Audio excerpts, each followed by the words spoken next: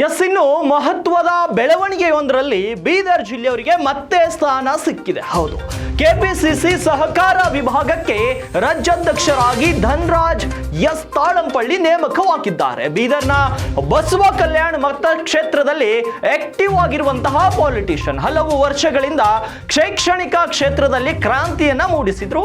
ತರುವಾಯ ಒಂದು ದಶಕದಿಂದ ರಾಜಕಾರಣದಲ್ಲಿ ತಮ್ಮ ಸಮಾಜ ಸೇವೆಯನ್ನು ಮುಂದುವರಿಸಿಕೊಂಡು ಬಂದಿದ್ದಾರೆ.